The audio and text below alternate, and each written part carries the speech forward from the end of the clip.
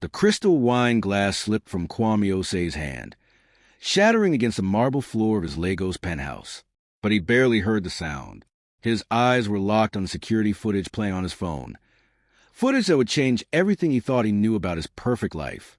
There on the screen was his wife Amara, beautiful, elegant Amara, whom he'd married 3 years ago in a ceremony that had been featured in every society magazine across Nigeria. The woman he'd trusted with everything. And she was standing over his mother, Mama F., holding a steaming kettle. Kwame's blood ran cold as he watched Amara tilt the kettle. His mother's screams tore through the phone's tiny speaker, a sound that would haunt him forever. The elderly woman crumpled to the kitchen floor, clutching her shoulder and neck as steam rose from her traditional wrapper. Amara stood there for a moment, perfectly still, before calmly setting the kettle down and walking away. The timestamp read 40 minutes ago. 40 minutes while he'd been in a board meeting, discussing quarterly profits and expansion plans. 40 minutes while his mother had been suffering.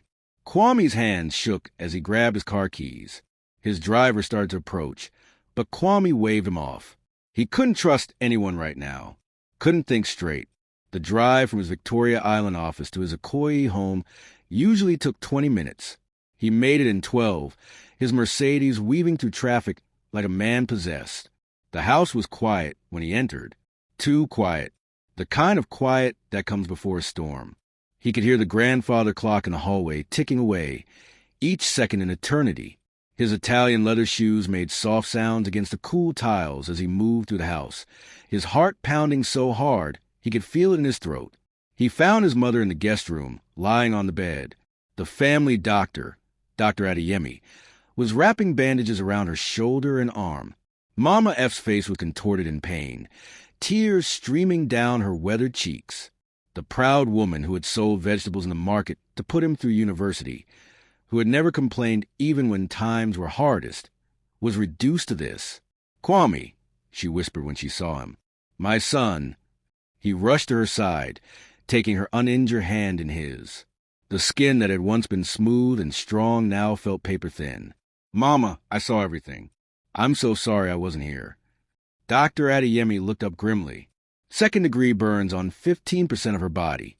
She'll recover, but she needs to be watched carefully. Another few inches higher and... He didn't finish the sentence. He didn't need to. Where is she? Kwame's voice was barely above a whisper, but the rage beneath it was unmistakable. "In your bedroom," Mama F said softly. "She doesn't know about the cameras you installed last week." Kwame had installed those security cameras after noticing his mother seemed afraid whenever he left for work. He'd thought maybe she was worried about burglars. Never, in his wildest nightmares, had he imagined this. He stood up slowly, his jaw clenched so tight it ached. As he walked toward the master bedroom, his mind raced. What could drive someone to do this? How long had this been going on? And what was he about to do about it? He pushed open the bedroom door. Amara was sitting at her vanity, applying lipstick as if nothing had happened. Their eyes met in the mirror, and for just a second, he saw something flicker across her face. Was it fear, guilt, or something else entirely? "Hello, my love," she said, turning to face him with a smile. "You're home early." Kwame stood frozen in the doorway, studying the woman he thought he knew. Amara looked flawless as always, her makeup perfect, her designer dress unwrinkled, not a hair out of place. She could have been preparing for a charity gala, not sitting calmly after committing an act of unthinkable cruelty. "Don't," Kwame said, his voice low and dangerous. "Don't you dare pretend."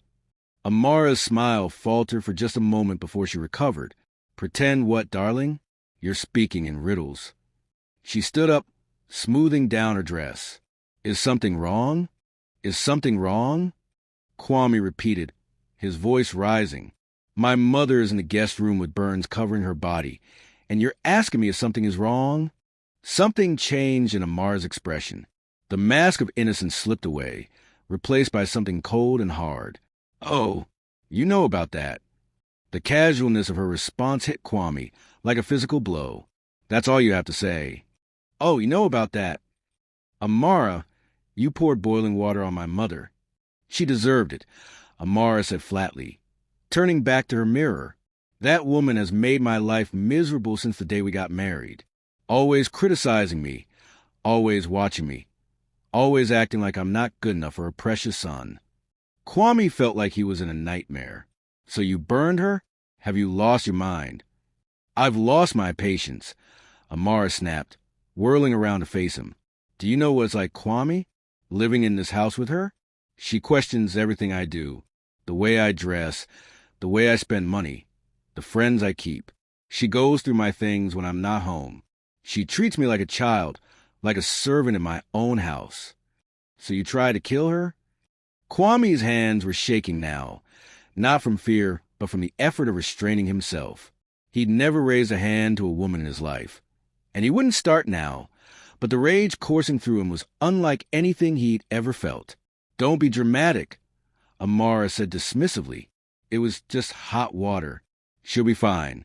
Maybe now she'll learn to respect me and stay out of my business. Kwame stared at his wife as if seeing her for the first time. How had he missed this? How had he been so blind? He thought back over their 3 years of marriage, searching for signs he'd overlooked.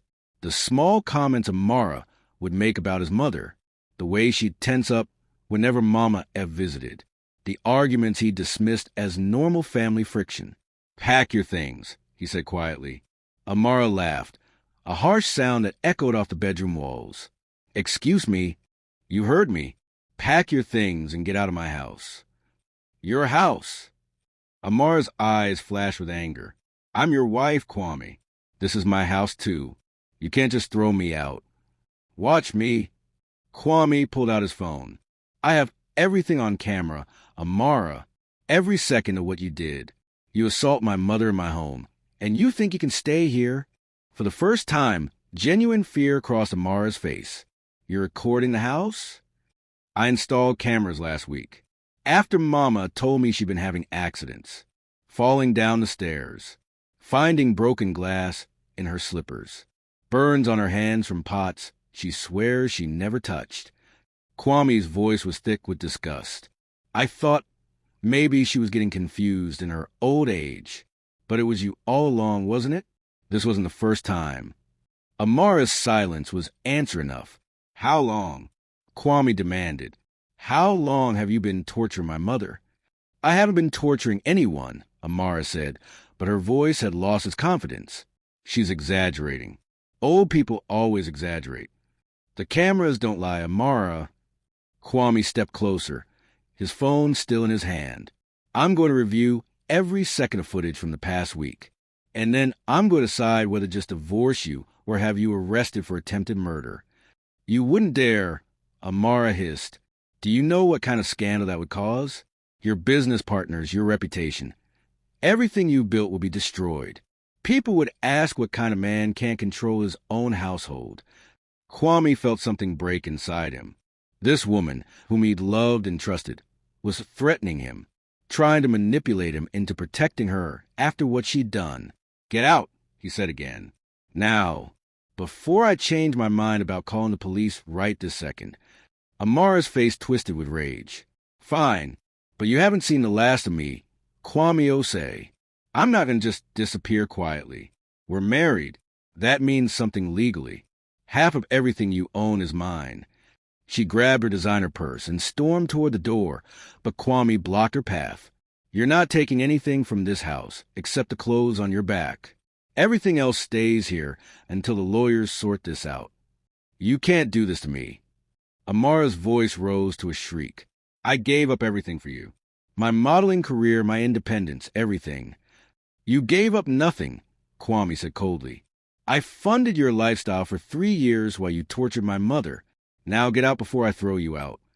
Amara stared at him for a long moment, and Kwame could see her calculating, trying to find another angle. Finally, she pushed past him and stormed down the hallway. He heard the front door slam moments later. Kwame stood there, his legs suddenly weak. He sank onto the edge of bed, his head in his hands. How had his life fallen apart so completely in less than an hour? His phone buzzed. A text from his younger sister, Adana, who lived in Atlanta. Kwame, Mama just called me crying. What's happening? Call me now. Before he could respond, he heard a soft knock on the door. Dr. Adeyemi stood there, his face grave. "Kwame, you need to come quickly. Your mother's fever is spiking. These burns, I think they might be getting infected. If you're enjoying the story so far, please take a moment to like this video and subscribe to our channel for more compelling stories like this one. And we'd love to know, where are you watching from? Drop your location in the comments below. Now, have you ever witnessed a family betrayal like this? What would you have done if you were in Kwame's shoes? Share your thoughts with us in the comments. We really want to hear from you. The next 72 hours passed in a blur of hospitals, lawyers, and sleepless nights. Mama F's infection had gotten worse despite Dr. Adeyemi's best efforts, and Kwame had rushed her to Reddington Hospital in Victoria Island, one of the best medical facilities in Lagos. She was now in a private room, hooked up to 4 antibiotics, her burns being treated round the clock. Kwame sat beside her bed, watching her sleep, the proud, strong woman who had raised him single-handedly after his father died looked so small and fragile against the white hospital sheets. Guilt ate at him like acid. He should have seen the signs, should have protected her. "Stop blaming yourself," came a voice from the doorway. His sister Adana stood there, still in her travel clothes. She caught the first flight from Atlanta the moment she heard what happened. "You couldn't have known." Kwame stood and embraced his sister tightly. "I brought that woman into our lives, Ada. This is on me." "No," Adana said firmly, pulling back to look at him. "This is on Amara. She's the one who made these choices, not you." She looked at their mother sleeping peacefully, her chest rising and falling steadily. "How is she?"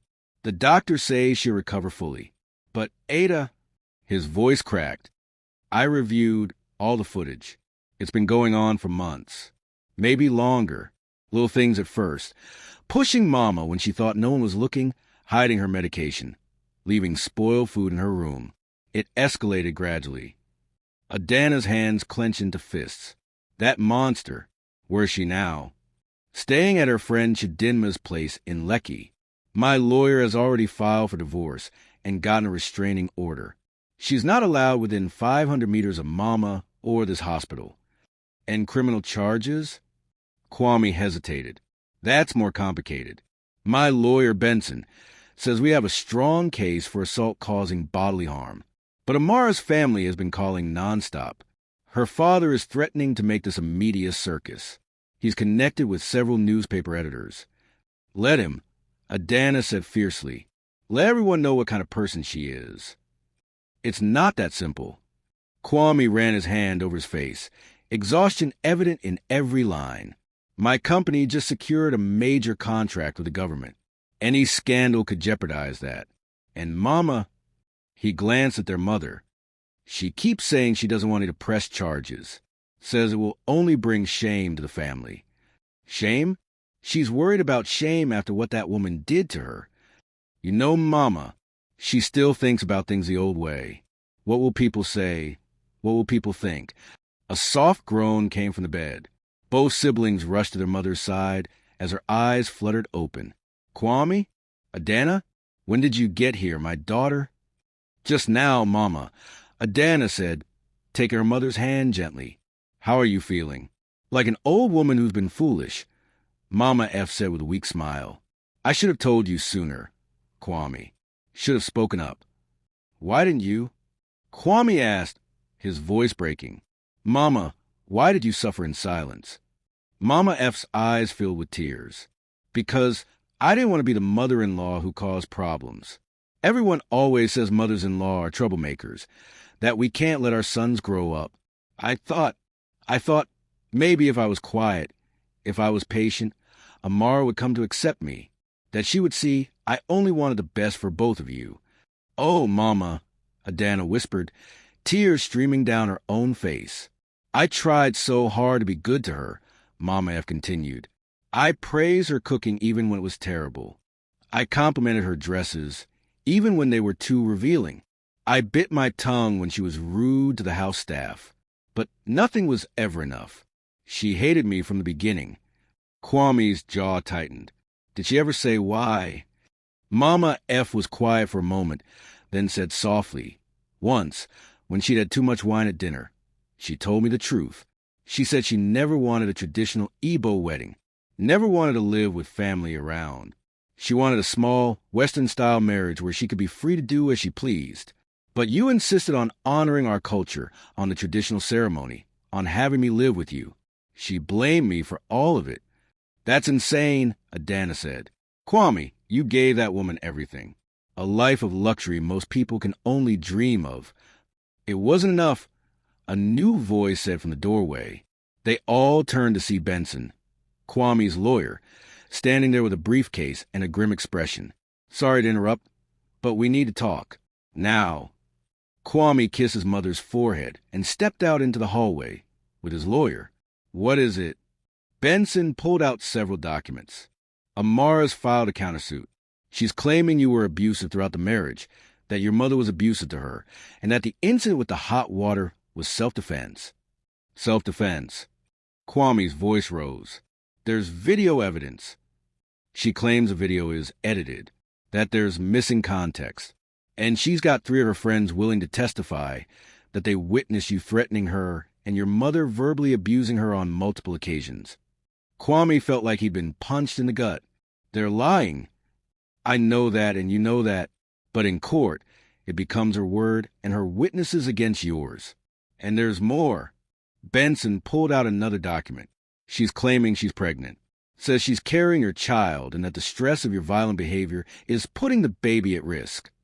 The hallway seemed to tilt around Kwame. Pregnant? That's impossible. We haven't been intimate in months. Can you prove that? Kwame's silence was answer enough. Benson sighed. Look, I'm not saying I believe her, but this changes everything. If she can show she's pregnant, even if the timeline is suspicious, it gives her leverage. The courts are sympathetic to pregnant women. And if she plays this right in the media, you become the villain. The rich businessman who threw his pregnant wife out on the street after she defended herself against his abusive mother. This is unbelievable, Kwame said, leaning against the wall. How can she lie like this? Because she knows what's at stake, Benson said. Your company is worth millions. Even a modest settlement in the divorce would set her up for life.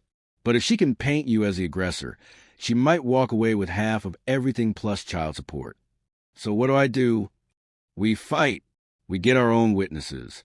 We have the video analyzed by experts to prove it's authentic. And Benson hesitated. We might need to go public before she does. Control the narrative. Kwame thought of his mother lying in that hospital bed, already worried about shame and gossip. Going public would expose her pain to the entire nation. But staying silent might mean letting Amara win. Before he could respond, his phone rang. A known number. Against his better judgment, he answered. Hello, Kwame. Amara's voice was sickeningly sweet. We need to talk.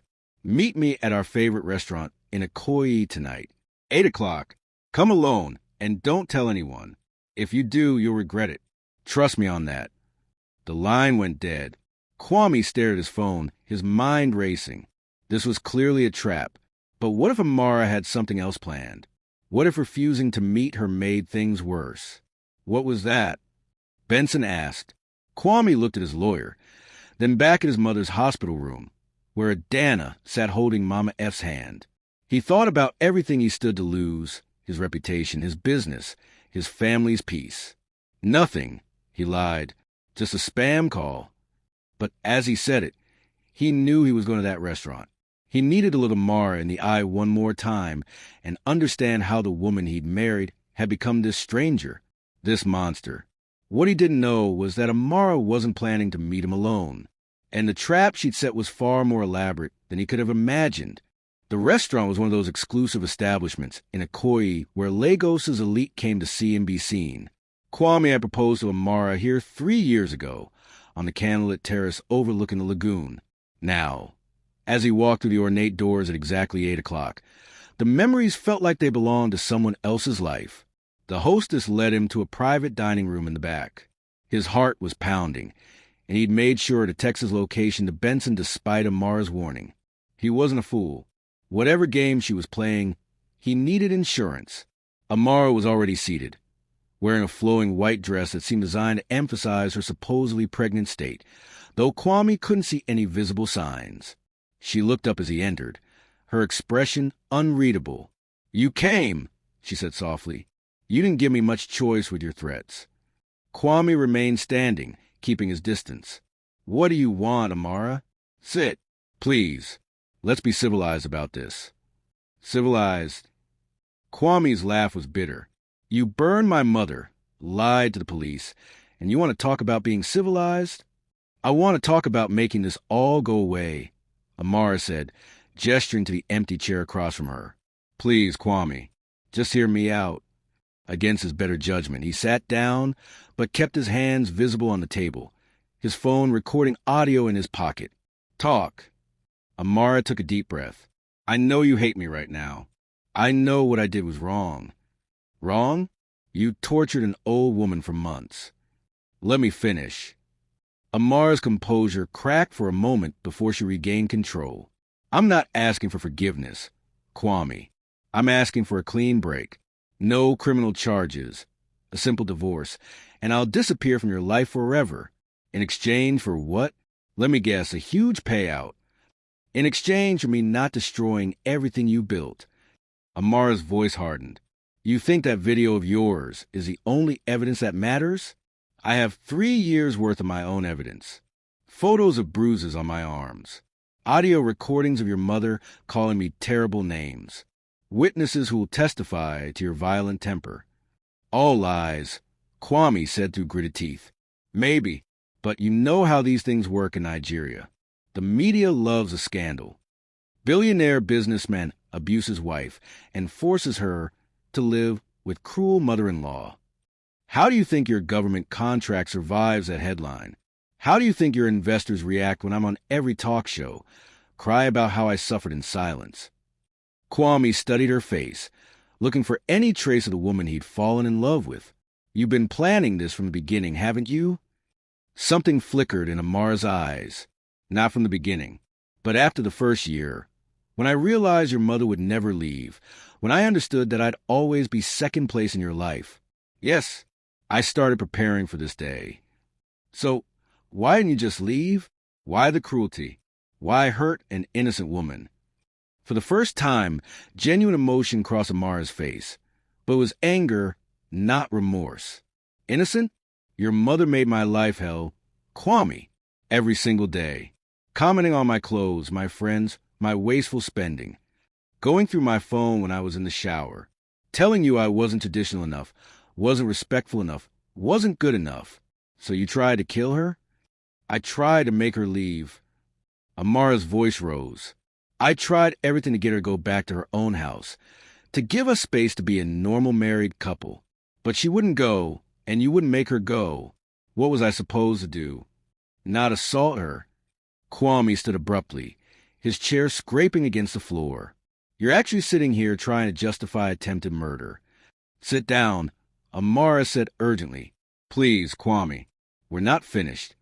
"Yes, we are. I'm not giving you a single naira beyond what the law requires. And I'm pressing charges. Let your father and his newspaper friends write whatever they want. The truth will come out." "Will it?" Amara pulled out her own phone and tapped the screen. "Then explain this." She turned the phone toward him. Kwame felt his blood run cold. It was a photo of him and a woman he barely recognized at first. Then he remembered Yatun, one of his company's regional managers. They had dinner together 6 months ago to discuss a project in Port Harcourt, a purely professional meeting. "We had dinner one time with 3 other colleagues." "That's not what this photo shows," Amara said sweetly. "And I have 6 more just like it. Different women, different restaurants. All very cozy looking. All from the past year, when you were supposedly being a faithful husband. You had me followed? I protected myself. And before you say these are innocent business dinners, think about how they'll look in divorce court. Think about how they'll look when I'm crying to journalists about how you neglected me, how you had affairs while I was home suffering abuse from your mother." Kwame sat back down slowly, his mind racing. The photos were misleading, but Amara was right. Out of context, they looked damning. Combined with her fabricated evidence of abuse, they could destroy his reputation and his case. How much? He asked quietly. Amara smiled. 50 million naira, plus the house in Abuja, and your shares in the Lekki property development. I walk away. You never hear from me again, and all my evidence disappears. That's almost everything I have in liquid assets. You'll recover. You're a brilliant businessman, Kwame. You'll make it all back. Think of it as the price of peace. Kwame was quiet for a long moment, staring at the woman across from him. In the candlelight, she looked almost exactly like she had on the night he'd proposed. Beautiful, confident, composed. But now he could see what he'd missed before. The coldness in her eyes, the calculation in every gesture. I need time to think, he finally said. You have 24 hours, Amar replied. After that, I go public with everything. My lawyer will contact yours tomorrow with a formal proposal. Kwame stood to leave, but paused at the door. Tell me one thing. Was any of it real? Did you ever actually love me, or was I just a mark from day one? For a moment, Amara's mask slipped, and something almost like sadness crossed her face. I thought I could love you. I really did. You were handsome, successful, kind, everything I thought I wanted. But then reality set in. Your mother, your traditions, your expectations. I realized I'd trapped myself in a life I never wanted. And trapped people do desperate things. Kwame left without another word. As he walked out of the restaurant into the humid Lagos night, his phone buzzed with text from Adana. Mama's asking for you. She seems worried. Where are you? He was about to reply when another text came through, this one from an unknown number. Mr. Osei, this is Detective Okonkwo from the Lagos State Police. We need to speak with you immediately regarding your wife's assault case. There have been some developments. Call me as soon as possible. Kwame's hand shook as he dialed the detective's number. What now? What else could possibly go wrong? Mr. Osei, Detective Okonkwo answered immediately. Where are you right now? Outside a restaurant in Ikoyi. Why? What's happened? Stay there. I'm sending officers to your location. Don't go anywhere and don't contact your wife. Detective, what's going on? There was a pause on the other end of the line. We've been investigating Mrs. Osei's background, and we discovered something very disturbing. Your wife isn't who she claims to be. Her real name isn't Amara Okafor, and this isn't the first time she's been involved in a case like this. Kwame felt the ground shift beneath his feet. What do you mean? She's done this before, Mr. Osei. Married wealthy men, fabricated abuse claims, and extorted settlements. We've connected her to at least 3 similar cases in Ghana and South Africa over the past decade. Different names, different stories, but the same pattern. Your wife is a professional con artist, and we believe she may have been planning something far worse than just divorce fraud. Kwame sat in the police station's interview room, a cup of cold coffee untouched in front of him. Detective Okonkwo had spread out a series of files on the table, each one representing a life that Amara, or whatever her real name was, had destroyed. This is Samuel Mensah, the detective said, pointing to a photo of a middle-aged Ghanaian man. Married a woman named Ada Boating in Accra 4 years ago. Within 6 months, she convinced him his mother was poisoning his food. The old woman died mysteriously. Heart attack, the doctor said, but the family always suspected poison. Ada walked away with a $2 million settlement when Samuel filed for divorce. He pulled out another file. Thabo Ndlovu in Johannesburg. Married a woman named Zara Kumalo. Same pattern. Conflict with the mother, escalating incidents. Then suddenly the mother has a severe allergic reaction that puts her in a coma. Zara got 3 million rand in the divorce before disappearing. Are you saying the mothers were targeted? Kwame's voice was hoarse. We're saying there's a pattern. In each case, the mother either died or was seriously injured, and our suspect walked away wealthy. The problem is, she's smart. She changes her name, her story, even her appearance slightly. No one connected the dots until now. How did you figure it out? Your security footage. When you filed the initial report, one of our younger officers recognized her. His cousin was married to her, or someone matching her description. In Port Harcourt 2 years ago, that marriage ended after the man's mother fell down the stairs and broke her hip. The wife got a settlement and disappeared. We started digging deeper, reaching out to police departments across West Africa. That's when the pattern emerged. Kwame's mind was reeling. So everything, the romance, the marriage, all of it was planned. We believe she researches her targets carefully. Successful men with close relationships to their mothers, traditional family values, significant assets. She makes herself into exactly what they're looking for. Then once she's married and has legal standing, the campaign against the mother begins. But why the mothers? Why not just divorce immediately and take what she can? Detective Okonkwo leaned back in his chair. Because sympathy pays better than simple divorce. If she's a suffering wife, driven to desperate acts by an abusive mother-in-law and a husband who won't protect her, she gets more. The court feels sorry for her. The man feels guilty. She maximizes her payout. And if the mother happens to die, life insurance, inheritance claims, even more leverage. Kwame felt sick. My mother, is she still in danger? We've posted an officer outside her hospital room. But Mr. Osei, there's something else you need to know. The pregnancy claim? It's likely fabricated. We checked with the hospital she listed on her court documents. No records of any prenatal visits. No registered pregnancy test. It's just another layer of manipulation. So what happens now? Can you arrest her? That's complicated. In each previous case, she disappeared before charges could be filed. The victims were often too embarrassed or too worried about scandal to pursue criminal prosecution. She's counting on you to react the same way. She doesn't know me very well then, Kwame said grimly. There's more, Detective Okonkwo continued. We have reason to believe she's not working alone. In the Ghana case, a man claiming to be the wife's brother showed up during the divorce negotiations, making threats. In South Africa, it was a cousin who had connections to organized crime. We think she has a partner, maybe more than one. The father, Kwame said suddenly, her father who's supposedly connected to newspapers and threatened to make this a media circus. I've never actually met him. She always had excuses why family meetings couldn't happen. The detective nodded.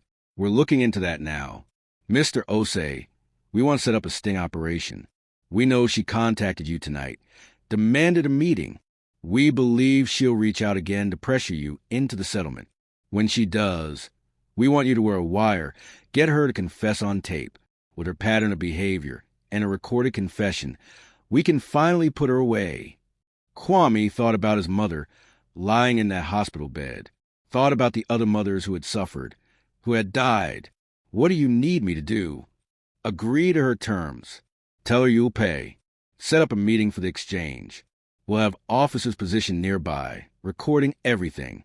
The moment she takes the money and confirms what she's done, we move in. And if she suspects something, then she runs, and we may never catch her. This woman is careful, Mr. Osei, but she's also arrogant. She thinks she's gotten away with this 3 times before. That arrogance is what we're counting on. Kwame's phone buzzed. A text from Amara. Have you made your decision? The clock is ticking. He showed the message to Detective Okonkwo, who nodded. String her along. Tell her you need more time, but that you're leaning toward accepting. Keep her confident but waiting. We need 48 hours to set everything up properly. Kwame typed out a response. I need to liquidate some assets. Give me 2 days. But I want assurances that all your evidence disappears. The reply came within seconds. 2 days. Not a minute more. And Kwame, don't try anything stupid.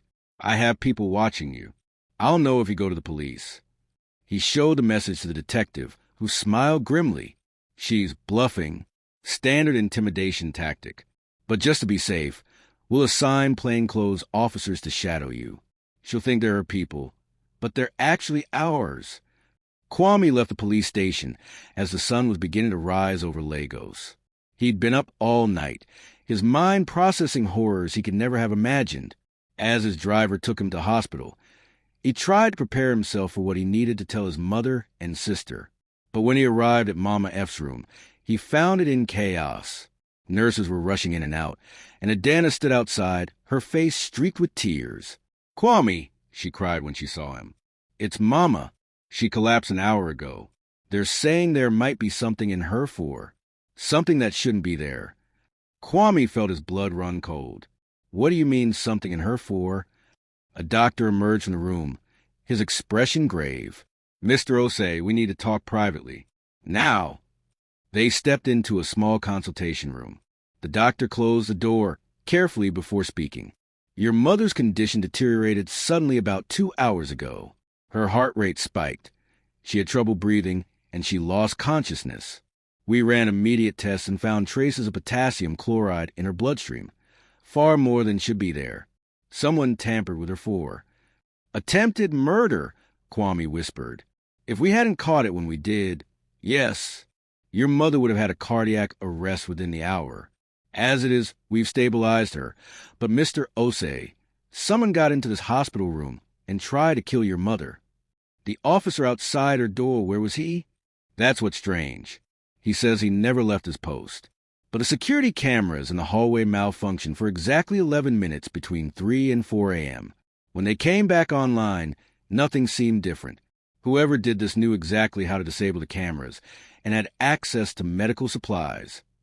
Kwame pulled out his phone and called Detective Okonkwo immediately. "She tried to kill my mother. Tonight, in the hospital." There was a pause on the other end. "Are you certain?" "The doctors found poison in her for. Someone tampered with it while the cameras were conveniently down." "That's escalation," the detective said, his voice tense. "She knows we're on to her. She's trying to eliminate the main witness and push you into panic mode. Mr. Osei, we need to move faster than we planned. Can you meet with her today?" "Today? You said you needed 48 hours. We don't have 48 hours. She's desperate now, which makes her dangerous. Text her. Tell her you have the money ready. Tell her you want to end this immediately. Let's set the meeting for tonight." Kwame looked to the window at his mother's room, where Adana sat holding Mama F's hand, the woman who had sacrificed everything for him, who had loved him unconditionally, who had almost died twice now because he'd brought a monster into their lives. "Set it up," he said. "Tonight, whatever it takes to end this. What would you do if someone you loved was in danger like this? Would you trust the police to handle it, or would you take matters into your own hands? Drop your thoughts and comments below. We read every single one. And if you haven't subscribed yet, please do so now and hit that notification bell so you never miss an update. Share this story with someone who needs to hear it. Now, let's see how this night unfolds.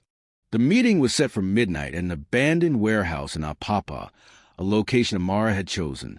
It was far from prying eyes, far from security cameras, the kind of place where bad things happened and no one asked questions. Kwame didn't like it, but Detective Okonkwo had assured him they'd have officers positioned throughout the area. "You'll be wearing this," the detective said, fitting a small wire under Kwame's shirt that afternoon. "It's powerful enough to pick up conversations within a 20-meter radius. We'll have 3 unmarked cars nearby and 8 officers on foot, dressed as dock workers and security guards. The moment she confirms what she's done or threatens you directly, we move in." "What if she's armed?" Kwame asked. "That's why you'll also be wearing this."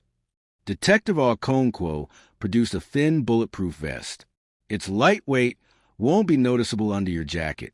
But Mr. Osei, if at any point you feel you're in immediate danger, you say the code word, Foundation, and we'll move in immediately, even if we don't have the full confession yet." Kwame spent the afternoon at the hospital with his mother, who had regained consciousness but was weak. The doctor said she'd been lucky. Another few minutes, and the poison would have been irreversible. "Kwame," Mama F said softly, gripping his hand with surprising strength. "Promise me something." "Anything, Mama." "Don't let hatred consume you. That woman, whoever she really is, she's already lost everything that matters. Her humanity, her soul. Don't let her take yours too. She tried to kill you. Twice. And I'm still here. God has protected me. Let the law handle her now. You focus on rebuilding your life." She smiled weakly. And maybe next time, let me meet the woman before you marry her, eh? Despite everything, Kwame laughed. Trust his mother to make jokes even now. I promise, Mama. No more surprises. Adana walked him out when it was time to leave. You're really going through with this? This meeting with her? I have to. It's the only way to end this for good. His sister hugged him tightly. Be careful, big brother. Come back to us. Now, as Kwame's car pulled up to the warehouse just before midnight, he felt his heart hammering in his chest. The area was eerily quiet, just the distant sound of ships in the harbor and the occasional bark of a dog. He could see figures moving in the shadows, hopefully the police officers, but who could be certain? He stepped out of the car, briefcase in hand. It was filled with stacks of newspapers cut to look like money bundles, with real bills on top and bottom. If Amara had checked carefully, she'd notice. But the police were betting she'd be too confident to look closely until after she'd incriminated herself. The warehouse door creaked open and Amara stepped out. She wasn't alone. A large man stood beside her, his face partially hidden by the darkness. So the detective had been right about an accomplice. Kwame, Amara said, her voice echoing in the empty space. You're right on time. I like that about you. Always punctual. I want this over with, Kwame said, trying to keep his voice steady. I have your money. Give me the evidence, and let's end this. Show me the money first. Kwame opened the briefcase, angling it so she could see the bills on top. Amara smiled and nodded to the man beside her, who stepped forward to take the case. Kwame pulled it back. Evidence first. That was the deal. Amara laughed, a cold sound that sent chills down Kwame's spine. You're not really in a position to make demands. But fine, I'm feeling generous tonight. She pulled out a tablet and tapped the screen. Here, every photo, every recording, every piece of documentation I have. All in this cloud storage. Give me the money, and I'll give you the password to delete everything. How do I know there aren't copies? You don't. But you don't have much choice, do you? She tilted her head, studying him. You look nervous, Kwame. Are you nervous? I'm giving 50 million naira to a woman who tried to kill my mother. Yes, I'm nervous. Tried to kill? Amara's smile widened. Is that what you think happened? Oh, Kwame, your mother is a dramatic old woman. Hot water causes burns. That's not attempted murder. That's an accident that happened during a domestic dispute. An accident, Kwame repeated, trying to draw her out. Is that what happened with your other husbands, too? All those accidents. Amara's expression changed, becoming cold and dangerous. What did you say? Samuel Mensah in Ghana. Thabo Ndlovu in South Africa. How many others, Amara? Or should I call you by your real name? The large man beside her moved forward threateningly, but Amara held up a hand. So you've been doing homework. Clever boy. Did you really think that would help you? Those men had no proof. Just suspicions. Just like you. I have proof, Kwame said. I have video of you assaulting my mother. You have video of a domestic incident that can be explained in many ways. But that's not why we're really here, is it? Amara's voice dropped to a near whisper. You're wearing a wire, aren't you?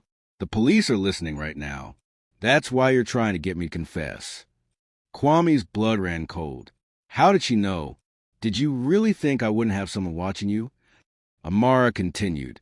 I saw you go into the police station. Saw you stay there for hours. I know exactly what you're trying to do. Then why did you come? Kwame asked, genuinely confused. Because, dear husband, I wanted you to know something before the end. She stepped closer, close enough that he could see the emptiness in her eyes. Your mother wasn't my first attempt tonight. She wasn't even my main target. What are you talking about? Your sister, sweet Adana, who flew all the way from Atlanta to be with her family. She left the hospital about 30 minutes ago to go to your house and get some rest, didn't she? Kwame's world tilted. What did you do? I had a friend pay your house a visit. Nothing dramatic. Just a little gas leak in the master bedroom, where she's sleeping. The kind of leak that, combined with single spark from, say, a faulty electrical outlet, could cause a terrible explosion. Such a tragedy. The whole house might go up in flames. You're lying, Kwame said, but his hands were shaking as he pulled out his phone. He had 3 missed calls from Adana. The most recent was 20 minutes ago. Foundation, he shouted. Foundation? My sister. She's at my house. We need to send someone now. Police officers emerged from the shadows, surrounding Amara and her accomplice. But instead of looking worried, Amara was smiling. Too late, she said softly. By the time anyone gets there, your house will be nothing but ashes. And your sister with it. You chose to play games with me. Kwame, this is what happens when you don't pay what you owe. Detective Okonkwo was suddenly beside Kwame, radio to his mouth, barking orders. All units, we need fire and rescue to the Osei residence in Ikoyi immediately. Possible gas leak and explosion risk. Move, move, move. Kwame was already running to his car, the detective shouting after him. Mr. Osei, wait. Let the professionals handle this. But Kwame wasn't listening. His sister, his baby sister who had flown across an ocean to be with her family, was in danger because of him, because he brought this monster into their lives, because he hadn't seen the signs. He drove like a madman through the empty Lagos streets, running red lights, his phone pressed his ear, trying to reach Adana again and again. Each time it went a voicemail, his heart sank further. When he turned onto his street, he could see smoke rising in the distance. His foot pressed harder on the accelerator. As he got closer, he could see flames licking at the windows of his house. Fire trucks were just arriving, neighbors standing in the street in their night clothes, watching in horror. Adana! Kwame screamed, abandoning his car in the middle of the road and running toward the burning building. 2 firefighters grabbed him, holding him back. Sir, you can't go in there. My sister is inside. Let me go. Sir, the building is fully engulfed. If anyone's inside. No. Kwame fought against their grip, desperation giving him strength. Adana! Adana! Then, like a miracle, he heard a voice. Kwame? Kwame, I'm here. He turned to see Adana running toward him from a neighbor's house, her face streaked with tears but alive, whole unharmed. He broke free from the firefighters and caught her in his arms. I thought you were the house. How did you? I couldn't sleep, Adana said, gasping. I kept smelling something strange, like gas. It reminded me of a gas leak we had in my apartment in Atlanta last year. So I got out, went next door to ask Mr. and Mrs. Badmus if I could call the gas company from their house. I was on the phone with them when I saw the flames. Kwame held his sister, watching his house burn, feeling the heat on his face. Everything inside was being destroyed. Photos, memories, possessions he'd spent years accumulating. But none of it mattered. Adana was safe. Mama F was safe. That was all that counted. His phone rang. Detective Okonkwo. Your sister? She's safe. She got out in time. Thank God. And Mr. Osei? We have Amara in custody. With what she said tonight and the evidence we've gathered, she's not walking away from this. It's over. But as Kwame watched the flames consume his home, as he held his traumatized sister, he knew it wasn't really over. The physical wounds would heal. The house could be rebuilt. But the betrayal, the knowledge of what one person's evil could do to innocent lives, that would take much longer to recover from. What he didn't know yet was that Amara had one final surprise waiting. One last card to play that would test everything he thought he knew about justice, family, and forgiveness. 3 months later, Kwame sat in the Lagos High Court, watching as the judge reviewed the final documents. The courtroom was packed with journalists, curious onlookers, and most importantly, Mama F and Adana, sitting in the front row behind him. Amara, whose real name, they discovered, was Ngozi Okafor, sat across the aisle with her public defender. The man who'd been with her that night, her partner in crime named Chitty, had already pleaded guilty and was serving 15 years. But Ngozi had fought every step of the way, changing her story multiple times, firing 3 different lawyers. The trial had been exhausting. Day after day of testimony, evidence, cross-examinations. The prosecution had brought in victims from Ghana and South Africa via video link. Samuel Mensah, whose mother had died, wept as he described how he'd blamed himself for years. Thabo Ndlovu's mother, who had survived but spent 2 years in physical therapy, spoke about the nightmares that still haunted her. Through it all, Ngozi had shown no remorse. Even when confronted with a recording from the warehouse, where she confessed to sabotaging Kwame's house, she claimed she'd been entrapped, that the police had violated her rights. "The defendant will rise," the judge said now, her voice cutting through Kwame's thoughts. Ngozi stood, her face carefully blank. She'd lost weight during her time in custody, and the designer clothes had been replaced with simple dress. But her eyes were still cold, still calculating.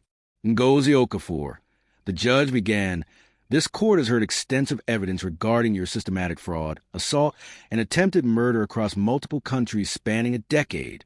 The evidence is overwhelming and disturbing. You targeted vulnerable families, exploited cultural traditions, and showed callous disregard for human life in pursuit of money." Kwame felt Mama F's hand squeeze his shoulder from behind the barrier.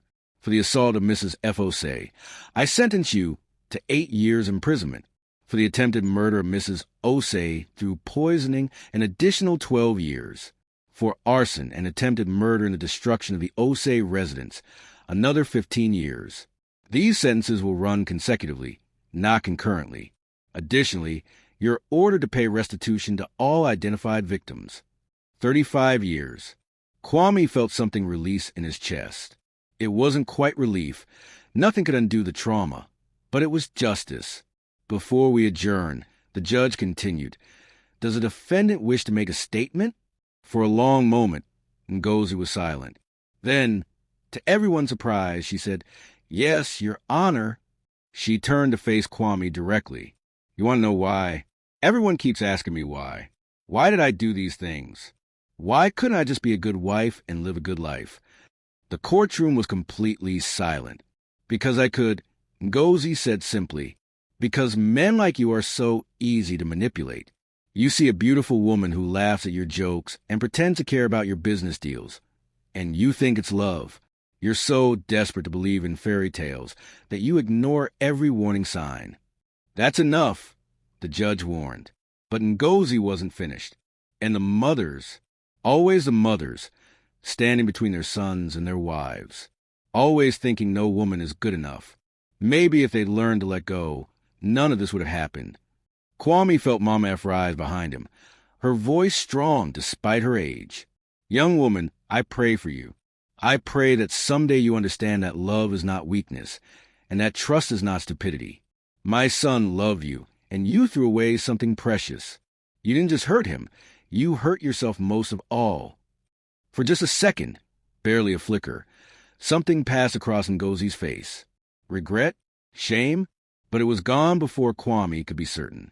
"Court is adjourned," the judge declared. As the bailiffs led Ngozi away, she looked back one last time. "You'll forgive me eventually, Kwame," she called out. "Because that's the kind of man you are, weak enough to forgive." Then she was gone. Outside the courthouse, reporters swarmed them with questions. Detective Okonkwo helped clear a path to the waiting car, but one question cut through the noise. "Mr. Osei, do you forgive her for what she did?" Kwame stopped, considering. He thought about his mother's burns, slowly healing but leaving permanent scars. About his sister, who still had nightmares about the fire, about his destroyed home, and the 3 years of his life stolen by lies. "I don't know if I forgive her," he said honestly, "but I refuse to let her destroy the rest of my life with bitterness. She took enough from me. I won't give her my peace too." 6 months after the trial, Kwame stood in the doorway of his rebuilt home. Smaller than before, simpler, but filled with light. Mama F was in the kitchen teaching Adana how to make her famous jollof rice. The sound of their laughter filled the house. "Kwame," his mother called, "come taste this and tell your sister she's finally getting it right." He joined them in the kitchen, slipping an arm around each of them. "You know what? I don't need to taste it. If you two made it together, I know it's perfect." There was a knock at the door. Kwame opened it to find Detective Okonkwo standing there with a woman beside him. "Mr. Osei, this is Detective Sarah Desna. She's with Interpol. They want to expand the investigation into Ngozi's activities." Turns out she might have victims as far away as London and Dubai. More victims, Kwame said softly. How many lives did she destroy? We're still finding out, Detective Adesna said. But because of your courage in coming forward, in not taking a settlement and disappearing like the others, we can finally build a comprehensive case. You've helped more people than you know. After the detectives left, Kwame returned to the kitchen where Mama F was dishing out rice onto plates. You're a hero, you know, she said quietly. I don't feel like a hero, Mama. I feel like a fool who almost got his family killed. You're a man who loved someone and got betrayed. That doesn't make you a fool. It makes you human. She set down her spoon and cupped his face in her hands. And you turn that pain into purpose. You help catch a criminal and protect future victims. That's heroism. Mama's right, Adana added. And you know what else? You could have become bitter and suspicious of everyone. Instead, you're rebuilding. That takes real courage. That night, after everyone had gone to bed, Kwame sat on his balcony looking out at Lagos. The city stretched before him, millions of lights twinkling in the darkness. Somewhere out there were people starting new relationships, taking chances on love, trusting others with their hearts. Some would be betrayed like he was. Others would find genuine connection. His phone buzzed with a message from an unknown number. Mr. Osei, my name is Grace. I was married to Ngozi 5 years ago. Except she called herself a Maka then. I never had the courage to come forward because I was ashamed. But seeing you stand up to her gave me the strength to tell my story. Thank you. Because of you, I'm finally free. Kwame smiled, tears pricking his eyes. Maybe Mama was right. Maybe something good could come from all this pain. A year later, Kwame stood at a podium addressing a room full of people, men and women who had survived domestic abuse, fraud, and betrayal. He'd started a foundation to help victims of romantic scams and educate people about the warning signs. My name is Kwame Osei, he began, and I married a woman who tried to kill my mother. For a long time, I was ashamed to tell that story. I thought it made me look weak or foolish. But I've learned that vulnerability is not weakness. Hiding the truth is. He shared his story, holding nothing back. The room was silent, except for occasional sniffles, as people recognized pieces of their own experiences in his words. Some of you are wondering if you'll ever trust again, he continued. I wonder that too. But here's what I've learned. The right person doesn't ask you to choose between them and your family. The right person doesn't isolate you or manipulate you. The right person adds to your life. They don't subtract from it. After the speech, people lined up to thank him, to share their own stories. An elderly woman gripped his hand with surprising strength. My son is going through something similar. I'm going to make him watch the recording of your talk. You might save his life. As Kwame drove home that evening, he thought about Ngozi's final words to him in the courtroom. You'll forgive me because that's the kind of man you are, weak enough to forgive. She'd meant it as an insult, but maybe she'd accidentally spoken the truth. Forgiveness wasn't weakness. It was freedom. It was choosing not to let bitterness poison what remained of his life. He didn't forgive her for her sake. He forgave her for his own. When he arrived home, Mama F was on the porch, rocking gently in her chair. Her burns had healed, leaving faint scars that she wore with dignity. How did it go? She asked. Good, Mama. Really good. I think we're helping people. She smiled. I'm proud of you, my son. You took the worst thing that ever happened to you and turned it into something that helps others. That's the true measure of a man. Kwame sat beside her, watching the sun set over Lagos. His life hadn't turned out the way he'd planned. He'd lost 3 years to a lie, lost a home, lost his trust in his own judgment. But he gained something too, a deeper understanding of himself, of what really mattered, of the strength that comes from surviving something that should have destroyed you. His phone buzzed. A message from Adana, who was back in Atlanta. Just watched your foundation video. Crying at my desk. You're changing lives, big brother. So proud of you. And maybe that was a real ending to this story. Not revenge, not even justice, though that had come too. The real ending was choosing to grow rather than to shrink, to help others rather than to hide in shame, to love again despite the risk of pain. Because that's what it means to be human. To keep getting up after being knocked down. To keep trusting after being betrayed. To keep believing in goodness, even after encountering evil. Kwame looked at his mother, at the home they rebuilt, at the foundation they created from the ashes of his broken marriage. Ngozi had thought she was clever, thought she could destroy him and walk away wealthy. Instead, she'd given him something unexpected, a purpose, a mission, and a deeper appreciation for the people who truly loved him. "Mama," he said softly, "thank you for not giving up on me when I couldn't see what was right in front of me." "A mother never gives up on her child," she replied, taking his hand. "Never. That's the one thing that woman could never understand. Real love doesn't keep score. It doesn't manipulate. It just loves. Always." As the last rays of sunlight painted the sky in shades of orange and gold, Kwame realized that despite everything, despite the pain and betrayal and loss, he'd emerged not broken but stronger, not bitter but wiser, not alone, but surrounded by the people who mattered most, and that he thought was the greatest victory of all. Thank you for listening. If you enjoyed this story, please kindly subscribe to support our channel.